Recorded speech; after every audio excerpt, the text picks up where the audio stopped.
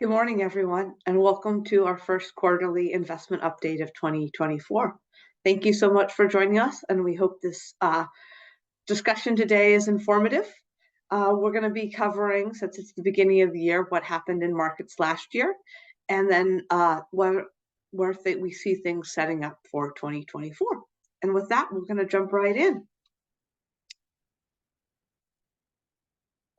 So, while many times during the year, it didn't seem to be that it was going to be that. 2023 turned out to be a really great year for investors that stayed the course. This is a great little slide here to talk about a few important things and a few reminders just in general about markets. So we have a little graph here, the blue and maize colors that starts in January.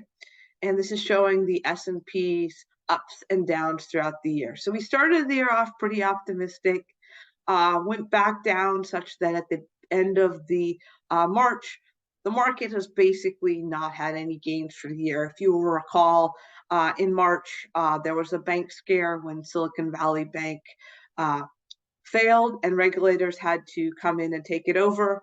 And there was a sense that this could create a contagion throughout the financial system.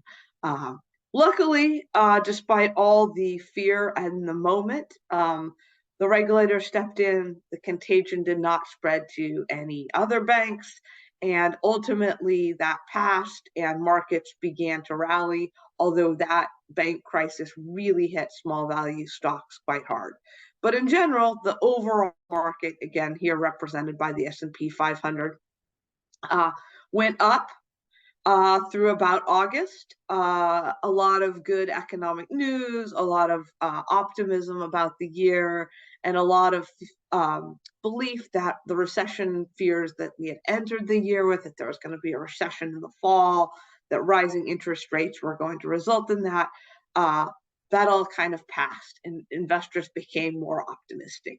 And sure, there were ups and downs along the way, but it was a pretty good steady rise upward, a little flat in the second quarter, but generally people were feeling pretty good.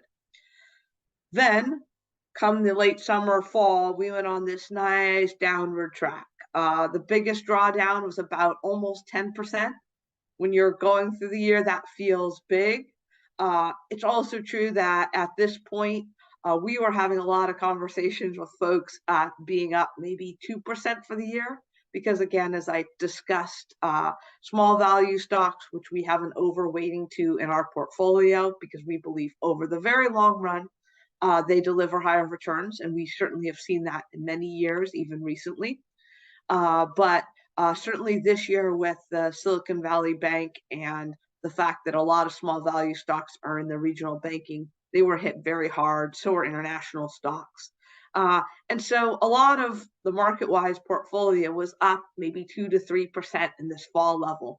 And when you have a sense of being up 2 to 3%, when you're hearing that cash in your savings account is paying 5%, CDs are paying 5%, it was a difficult time. And we were definitely having conversations about, just because that's what's happened so far, that doesn't really say anything about the future. Sure, it could get worse, but it also could get a lot better.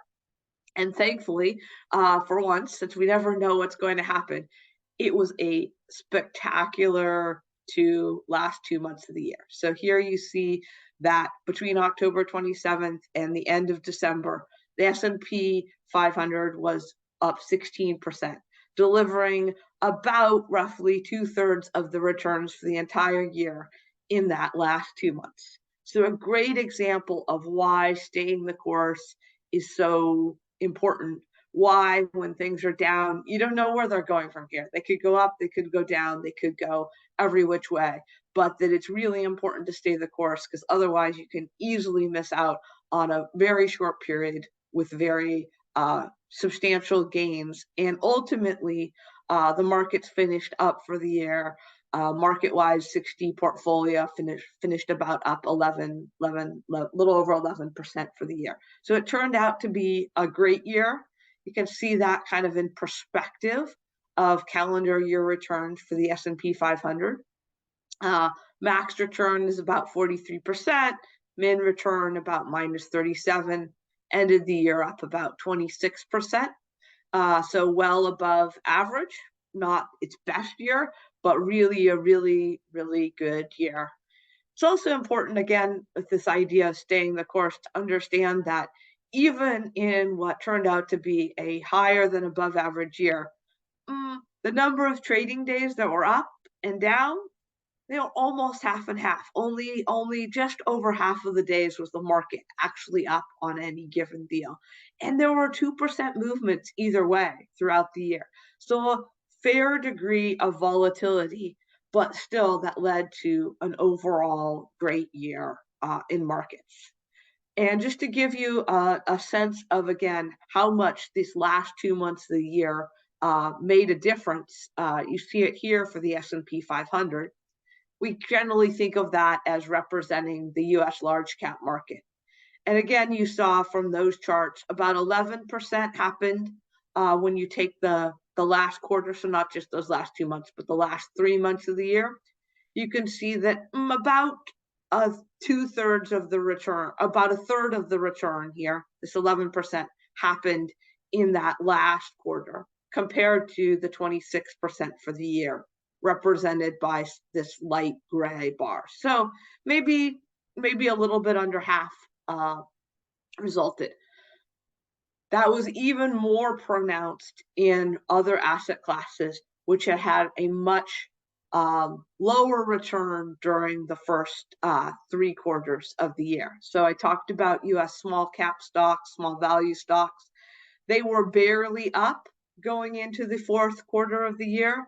And you can see they returned about 14% in that last quarter of the year, compared to a return of just a little over 16% for the year. So again, almost all of the annual return happened in that last quarter of the year.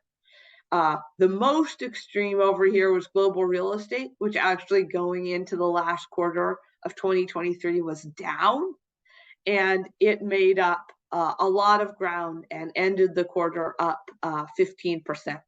So you can see, again, in these other types of asset classes, even more of the return happened in that last quarter of the year. So it was super important to be staying the course, because we never know, even when things look grim and maybe we're kind of disappointed in our returns, the outlook can change very quickly. And again, if we've kind of gone to cash, or maybe doubting, or even maybe focused on US large cap, we can miss out on a lot of the returns of these other asset classes, which in the fourth quarter were very good performers and really boosted returns for the year. So let's take a little bit moment to talk about why that was and what was driving that.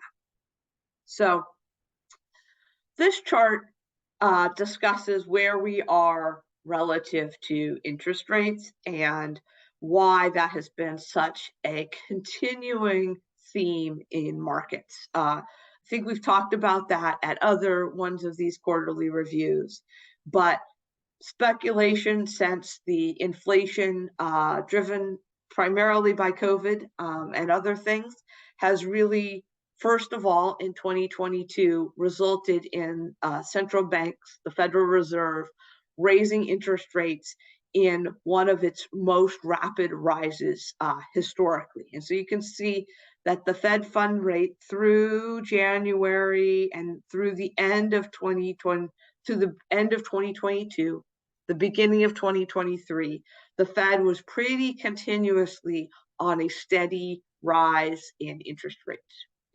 Many times in history, rising interest rates have resulted in pushing the economy into a recession.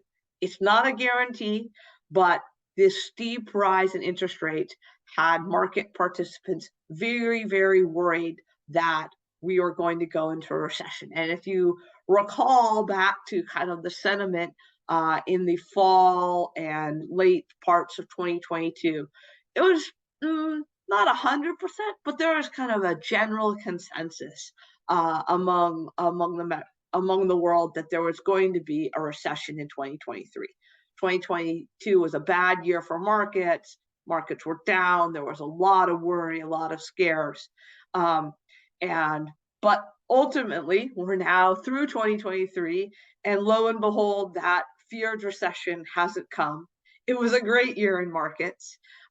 Investors who stayed the course benefited, but all of the behavior throughout 2023 has been driven by this idea that maybe we could predict where interest rates are going. And not only could we predict where interest rates are going, we could predict what effect that was going to have on the global economy, which is an incredibly complicated system, as well as what that was going to do to markets. And it turns out, as usual, anyone's ability to predict all of those different things and how they're going to play out turns out not to be very great. So what happened to interest rates in 2023?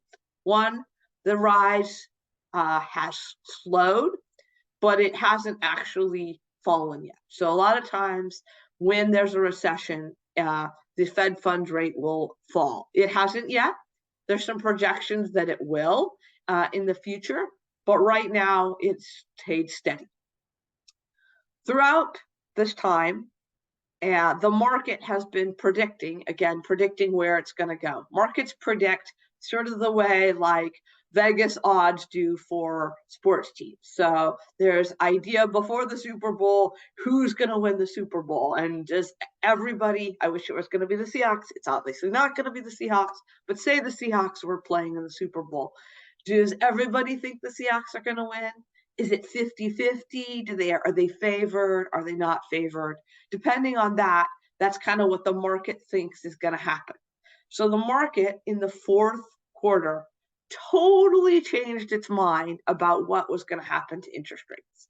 So if we look at the beginning of the fourth quarter, there was about a 90% probability that the Fed fund rate was going to be less than 5% in June of 2024. So at that point, they thought that there was going to be a recession, the Fed was going to have to drop rates, and that was going to deal. Over the course of the fourth quarter, that probability moved from roughly 90% to basically zero. So when there's that kind of move in the prediction, that is what drove such a major change in the market going up in that fourth quarter. Like that is a dramatic change in expectations about what's going to happen in the economy. And this really coming to grips with the idea that maybe we were going to actually be able to raise interest rates. The Fed was going to be able to do that. Other central banks around the world were going to be able to raise rates without causing a recession, which is something that people are really, really skeptical about before that. So there's been just a huge amount of optimism that was reflected in the rapid rise of markets in that fourth quarter. Great for investors, great for people who stayed through what were kind of like pessimistic predictions. I have to say, I'm a little bit, for all the quarter where it was 90%, now the markets seem a little optimistic. I tend to generally think that it's never good when markets think 100% one way or 0% the other way. Like there's a lot of uncertainty in the world.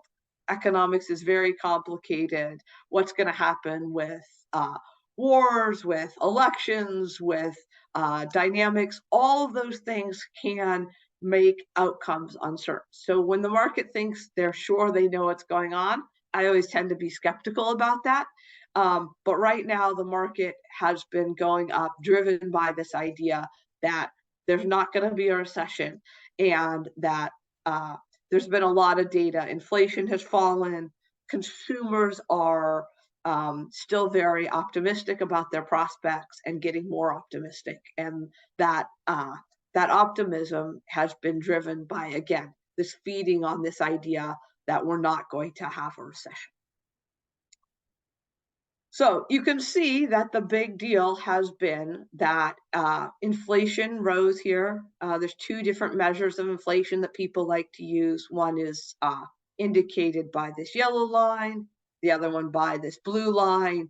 Either one you look at, we have gone from, this is the long period of low rates coming out of the financial crisis in '08. You can see that rates were very low, inflation was very low, and then inflation spiked up here, right? There's been the headlines, high inflation, and it has come down substantially, which is just really, really great news to be able to do that with low unemployment. And everything has been a very big win, whichever way you look at it, whichever party you like, however you think about the politics, being able to get inflation under control without any major economic effects is just a super wonderful outcome for the economy. And that is that this falling inflation with low unemployment has without a doubt again been the reason that stocks went up so much in the fourth quarter, and honestly bonds were right there with them. So that's where we are. A lot of optimism, a lot of belief that inflation has come down. I'm a big believer that inflation has come down, but I do think that as we move into 2024, there is a big question that is out there, and that is that there's, I think, a very reasonable belief that inflation isn't going to be back up in the 5 to 7% range. But also, there is a big question, and even though it's kind of a small range, I think at this particular moment, it makes a big difference in where we're going to see things over the next decade, or it may. And that is, does inflation kind of settle out here at this 3%? And we're going to use 3%, whether that's 3.2 or 2.8 is sort of irrelevant. The question is, are we going to settle out somewhere in this kind of 3% range, which has been the historical average of inflation? And we've had inflation at that levels during good times, during bad times. Or are we going to return to what has been dubbed kind of this era of incredibly low historical inflation? And I would put that somewhere, again, for the last decade, an average of like 1, maybe 2, somewhere in this 1 to 2% range. And there's a lot of economic speculation that this, sort of very low inflation, very low interest rate environment has favored certain types of industries, certain types of practices. It's certainly encouraged borrowing across consumers, across governments, to have these very, very low interest rates. And so there's a big question right now, which is, okay, we're down in this 2 to 3% range. Where does this bottom out? Assuming it doesn't go back up again, that seems unlikely. Where does this settle out? Do we return to this era of kind of extremely low rates, or do we kind of settle out into more of the historical norm? So we're going to talk about why that matters, and also emphasize that it seems unlikely to me that anyone knows. One kind of sort of survey we have out there of what, I don't know if you want to call them the experts, say, is that all of the members of the Federal Reserve get surveyed, and they get surveyed on a regular basis. And each one of them, their estimates are represented by these blue dots. And you can see that there's a pretty tight spread when we think about what's happening in 2024. Somewhere between 4 and 5.5% is all the votes in there. And there's always a spread. Honestly, they've been, the Federal Reserve and everyone, if you look back historically, has done a a pretty terrible job. Their ability to project where these rates are going to be has not been great, but it's just kind of interesting to see, what range do they think it is. Okay, now we move out to 2025. Again, you see this huge spread anywhere from, I'm pretty sure this is probably the same person who thinks that it's going to be a long time until rates sort of fall down. Others think it's going to be very quickly and it's going to return again to this lower, very low rate environment. And again, this spread and the sort of time it takes to get to where this long-term average is wide. And these are some of the most, they have some of the best data. They are some of the best experts in the world, and they can't figure out, or they can't know where this is going to be. And it makes quite a difference in the long-term outcome, not necessarily from whether the stock market is going to go up or down, but just how things are going to work, whether we're at kind of a 3 to 4% range, or again, down here in the 2 to 2.5% range, and how we get there. So that's where we're sitting, which is inflation has come down, but where it settles out seems to be a continued open question as we move into 2024, and is certainly going to continue to play out. The market seems to continue to react very sharply to predictions of interest rates going up or down. And I imagine that we're going to continue to see that through 2024 at least, and maybe into 2025, as we get some clarity on what type of trajectory and what type of sort of long-term interest rate we're going to settle out at. So let's talk about sort of the dynamics of not just interest rates, but what's happening economically and what that may or may not mean for the future of where we see markets and where they've been. So I've used this slide in a couple of other quarterly updates. If you'll recall, if you look back and think back to 2009, so this is coming out of the great financial crisis, we went into a sort of decadal long, fairly steady upward bull market. It's been one of the longest bull markets, and that bull market has been without a doubt characterized by US large tech stocks having a very great run. They've been called various things. The membership has changed slightly, but the FANG stocks, the Magnificent Seven, right? US large growth stocks, particularly in the tech sector, have been the big winners of this past decade.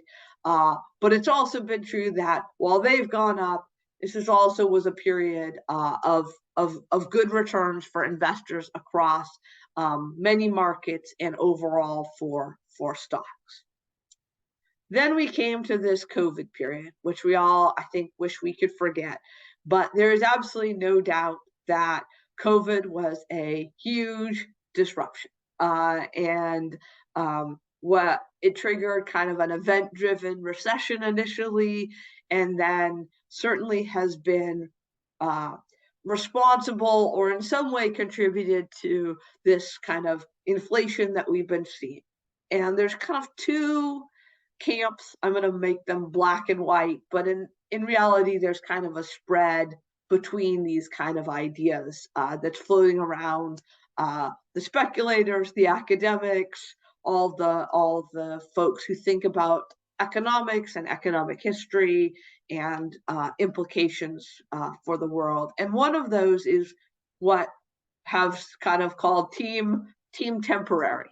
And that is the idea that this disruption caused the inflation, and eventually this inflation was going to go down again, which thankfully it has. And then we were going to return to the old normal. And originally, I think everybody thought team temporary, or this temporary period of COVID disruption, was going to last maybe a year or two. But now people are thinking that maybe we just underestimated how much disruption in the supply chain, in people's work patterns, in their buying patterns, in their thinking patterns that was caused by this. And maybe actually we're just coming out of this disruptive COVID period, for at least from an economic sense, here in 2023. And we're finally getting to the point where people are going back to kind of their old patterns. And all of this has just been a disruption. And there's a lot of thinking and a lot of reasonable indications in markets that perhaps we're just going to go sort of right back to this, what was happening pre-COVID, and that maybe for the next some number of years, we're going to be still in this quote pre-COVID business cycle. When you think about the business cycle and you think about lending and spending and unemployment, that we're going to continue the same sort of trends that we were seeing pre-COVID. So that's why I chose to use the exact same picture. That's not a mistake. Is that we're kind of, this all was just a disruption. Both the general arc of markets, of economics is going to, business cycle is going to continue as it was pre-COVID. And if you want to look at this kind of like, what is one chart that kind of shows that? This is a chart of the S&P 500 price index. So this is just the price you see of the S&P 500 starting in 1996. And you can see that oftentimes the price index goes up. Then we have an end to that business cycle. There's a recession. So this is the sort of what people call the dot-com boom, the recession of the early 2000s. You can see that the price to earnings falls. Then we have another bull market. Then we have a recessionary cycle that falls. And then we have, again, this very long, very extended run of the S&P 500 up to this point here, going into COVID. And then again, you see this, what I would call enormous sort of disruption waves going all over the place. We had the initial crash associated with COVID, then the rally in 2001 through 2000, and then the inflation-driven down market of 2022, and then again the rally of 2023. So we ended the year right about here where my laser pointer is. And, if you just kind of like make an approximation, this looks like kind of a bunch of disruption, kind of on a linear line. And if we just kind of took out that disruption and smoothed it out, you'd be right back where you might have been without that, which again indicates that we're just continuing up kind of on this same line. And again, in 2023, we saw these same magnificent tech stocks doing their thing, being the winners. And so there's a lot of we call it in the world, kind of one description for it, one word would be the momentum. The momentum seems to be with what was happening over the last decade. And there's a lot of reason to think that momentum has some real sort of tailwinds behind it. The first is just that anytime people like stocks, it's really easy to continue to believe that past performance will continue. And to a degree, momentum is an actual academically studied phenomenon. It usually lasts about a year. You can project some degree of what stocks will continue to go up by what has happened in the past year. Beyond a year to 2 years, momentum turns out to be not a great predictor at all. As a matter of fact, if you look at 10 years, it turns out to be a pretty bad predictor. Things that have done well for 10 years tend to not do very well for the next 10 years. But in the short term, there's a lot of reason to believe that momentum may continue. The US consumer, the US economy continue to be incredibly resilient. There's lots of interesting things about the fact that many people are pessimistic about the economy, but their own situation is quite positive. And there's a lot of sort of negative headlines, but at the end of the day, uh, a lot of actual metrics about how people are faring. This has been one of the best periods, right? Unemployment is low, real earnings are generally up, especially for sort of Main Street America. People are doing better. So there's a lot of reason to believe that this kind of momentum uh, may continue. I'm going to go back to why it might not continue next, but there is certainly every reason to believe that this idea that this bull market might continue for some reasonable time. However, I want to discuss sort of the other side of the coin, and again, why we're kind of in this inflection point, and it will be interesting to see as we move into 2024, 2025, sort of how this plays out. So there's another side of the coin, or another theory of thinking, which is that there's kind of in general sort of decadal kind of long-term economic trends in markets, and that's been true for history. There's the Nifty 50. There was the 80s where Japan was the Japanese stock market, Japanese companies, we thought they were going to take over the world. There are these sort of macroeconomic cycles, and typically when you think of macroeconomic cycles or market cycles, it's oftentimes a point of disruption that moves us from one kind of sort of period or one kind of theme into a decade or more of some other theme. And there's a lot of folks out there who think that COVID will ultimately be looked back on in history as this disruption period that really resulted in a change from what happened the previous decade, and that the next decade or two will look different. And the big driver is just will basically be that everything that worked in the last decade is overpriced.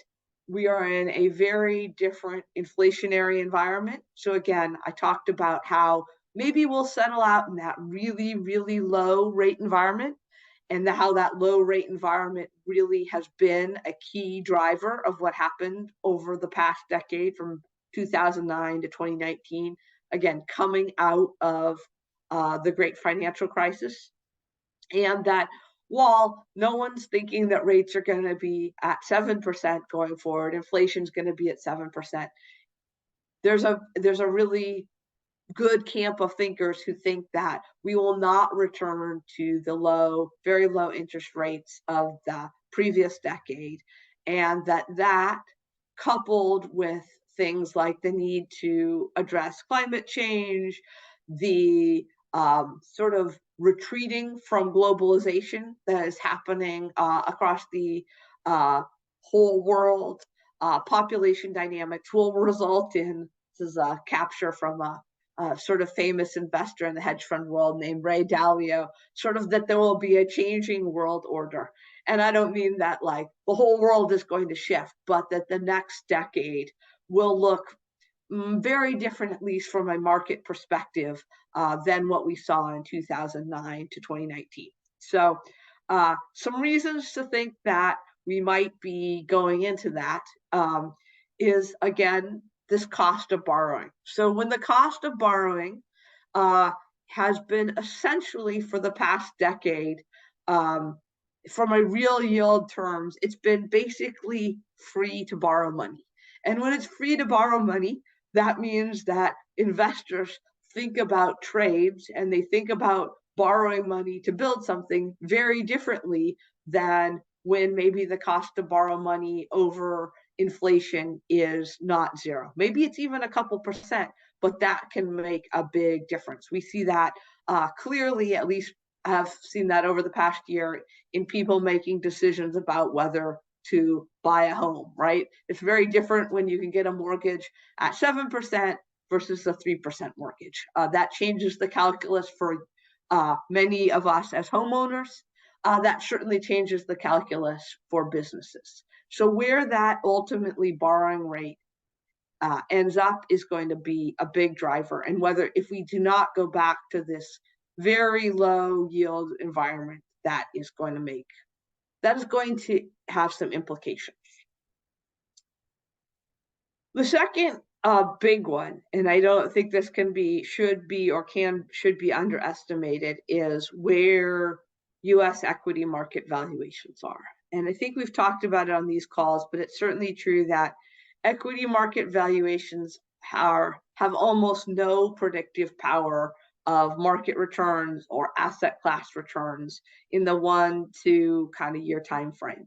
But there is some indications that they have some information about projected returns when we think about like the next decade. And no matter how you look at it, whether this first chart is price to earnings, so this is the price you pay for a share of a company's earnings. So when we pay for a stock, we pay a certain price, and that is a price we pay for current earnings, for future projected earnings. We could also look at the value as the price you pay for an amount of book value. So that would be all the assets of a company, its intellectual property, its office facilities, its people, sort of the book value of a company.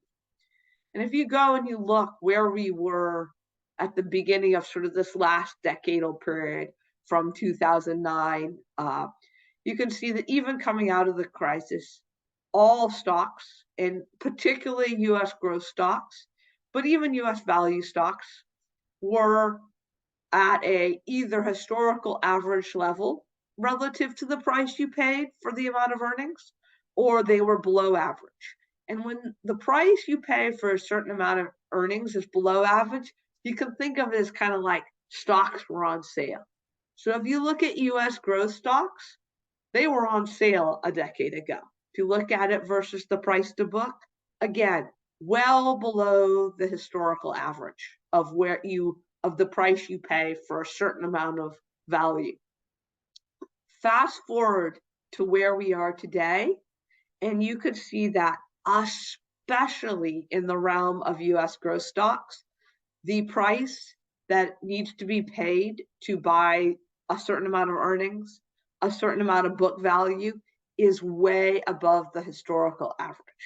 So what that means is people who are buying these stocks, and we certainly have some exposure to these stocks in our portfolio, and I am in no way saying they are not good companies or that we shouldn't have some exposure, but I am saying that the price we're paying for those stocks is a lot higher compared to what we were all paying a decade ago.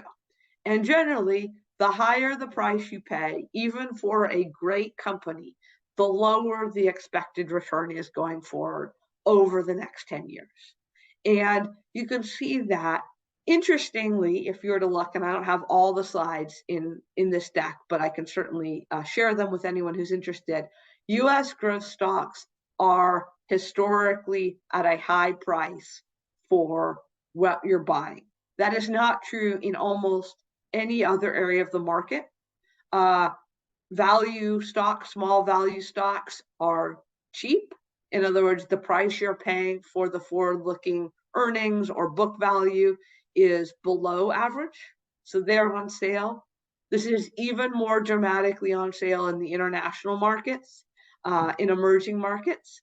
So even if we don't think the economics are quite as attractive or those companies will grow quite as fast, we have to be mindful that buying something on sale generally means you're getting a better deal than buying something that is expensive. And when we think about forward-looking returns, we think about in 2009, when those stocks have been having such a great run, they were on sale when we were buying them. And now we're not buying them on sale. We're buying them at above average prices. And so that has to factor in, we believe very strongly, to what will happen over the next 10 years. Again, not much over the next 1 or 2 years, but certainly those folks who think we're going to have another decade of US growth stock dominance have to, I think, we have to be asking ourselves the question of, are we not paying attention to what the price we're paying? And so I think a few examples of that are the fact that many people think, oh, I'm not worried. I'm not worried about some company. I love to use Microsoft because we're based in Seattle and it's a company that's been in business for a long time. I think most people think it's a good, stable company and with a long track record. So do I think people are like, well, my Microsoft stock is not going to crash. It's not going to go to zero. I think that's a true statement, right? Poor stock returns don't have to be a result of a company going bankrupt. They don't have to be the result of a company being a bad company, poorly run. They can also be the result of a great company, but you're paying too high a price to it. And so we believe very strongly that one has to pay attention to two things. Is it a great company? And are we paying a fair price for that company? And there have been times in the past where great companies have been bought at too high a price, and there's been extended periods of sort of like no return. And those are over 10-year periods.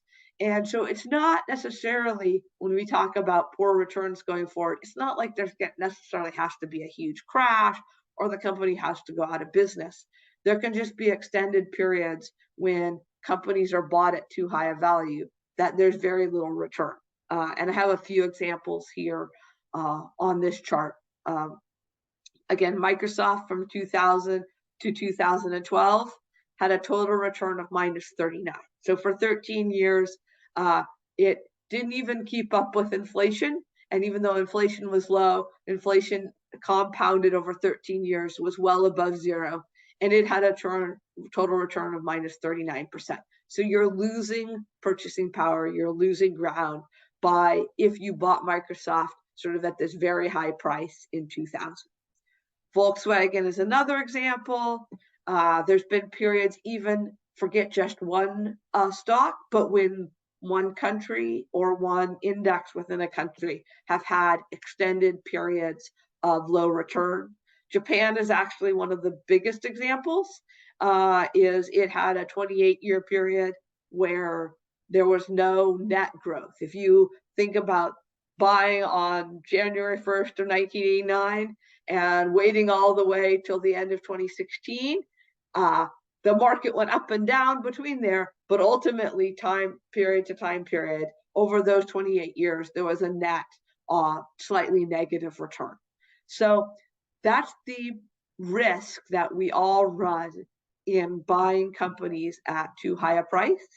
And also, I think a very good reason to consider whether the next decade, as we look at it, is really going to favor the same stocks that the last decade did. AI aside, there could be huge technology advances, as there were between 2000 and 2012, between 1989 and 2016. Japanese companies certainly participated in that.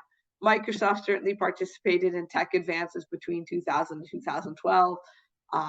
All those things happened, but the company's stock didn't go up because all those things were factored in, and the price that was paid at the beginning was too high. So that's something we have to consider that wasn't present the last decade as we think about what's happening in not just the next year, but the next 2, 3, 4.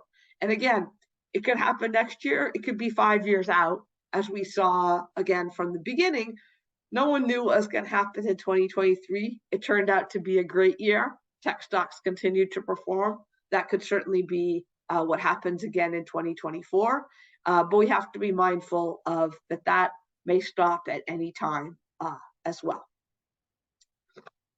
On that same theme, I want to just talk a little bit about where we are in terms of US equity and international equity as we move into 2024 and how we're thinking about things. So this is a chart that shows the relative performance of the IFA index, which is a measure of sort of international developed countries outside the US and the US. And in general, historically, there's been periods where international stocks have done well, done better, periods where US stocks has been done better. And as we all know, we've been in, at least again for this last decade, a period where US stocks have had their longest period of outperformance historically that they've ever experienced. JP Morgan made a call. They put together this slide and they updated every quarter that that maybe that period of US dominance was over, and that maybe we were moving by their criteria into the beginning of a phase in which international stocks might be beginning to have a period of outperformance. It's interesting to look that these periods where they go back and forth between the two are very common at the beginning of periods. It's also possible that they're going to have to revise their criteria, and this U.S. period is going to continue if U.S. markets continue to do what they have done in 2023.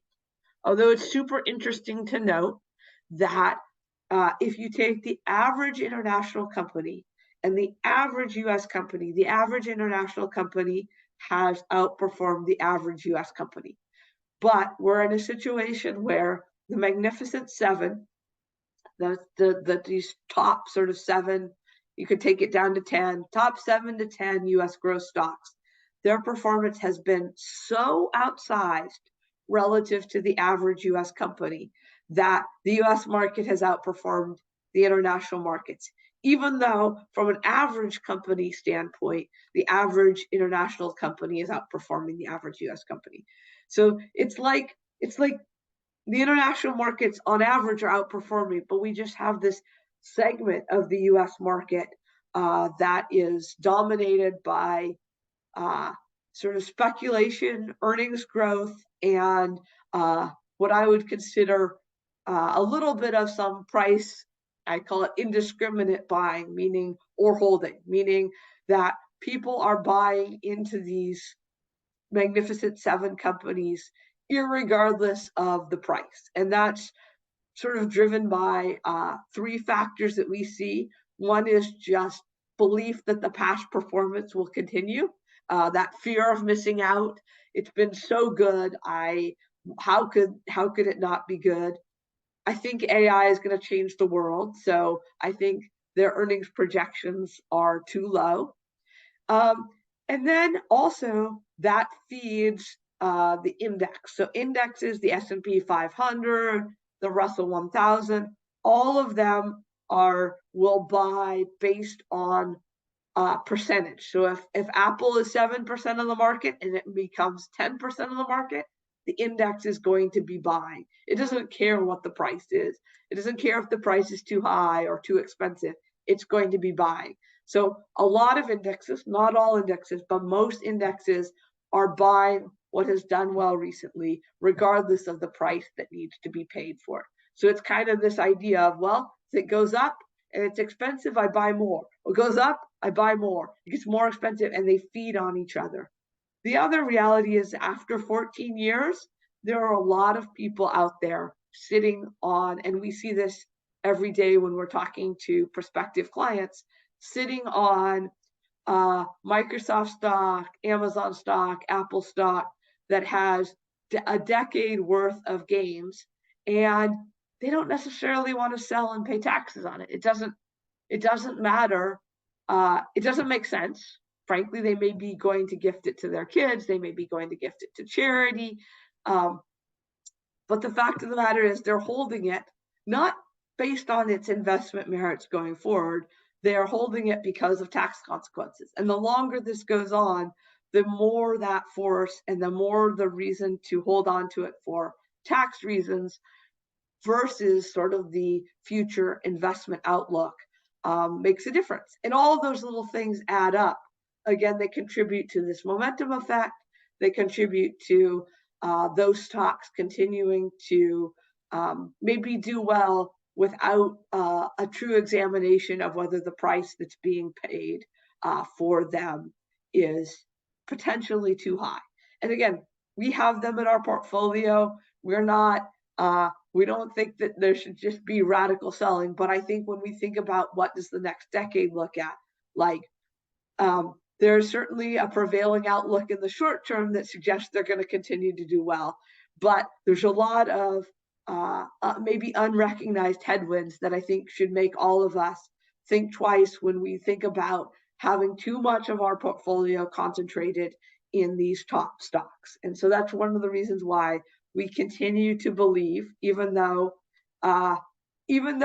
in some sense it hasn't necessarily yielded the highest results over the last few years, that in this time when there's a lot of uncertainty, a lot of inflection point, that it's super important to continue to maintain a diversified portfolio, continue to not be just focused on what has done well over the past decade, but think about where we want to position ourselves for the next decade and why we think that having exposure to international stocks, to value stocks, even though they haven't been the greatest performer over the past few years, over the past decade, 2022 excluded, it's not necessarily clear that US large growth stocks are going to forever be the winners, and one should be careful about thinking about being too concentrated in those. So I apologize, this is a bit of an eye chart, but I think I want to make a little bit of a point to that effect that I think you can follow without having to read all of the little details. So each one of these different colors represents a different asset class of stocks. So this kind of beigey color is US large growth stocks. This brownish color is US large value stocks. US small value stocks is this peachy color. International small value stocks is this green color. And this goes back to 1995. And that choice was made because that was the start of the time when we started having clients invested in our MarketWise portfolio. And these purple boxes represent actual client returns, net of fees, for our 100% equity portfolio each year. And I think it's interesting to follow a couple things. We'll start with US large growth stocks. This magenta line traces where they were each year from 1995 through the current year of 2023. And first of all, I will point out that US large growth stocks back in the late 90s had an incredible run. They were up at the top or near the top for sort of 5 years running. And then something happened, and you'll see that after they were big winners, great returns, they went down here and they had a number of years where they were one of the worst or the worst stock asset returning class. So compared to international stocks, compared to emerging market stocks, they were losers, right? They were down at the bottom. So they went from being the winners to being the losers. And when they were the winners for a long time, they were the losers for a long time.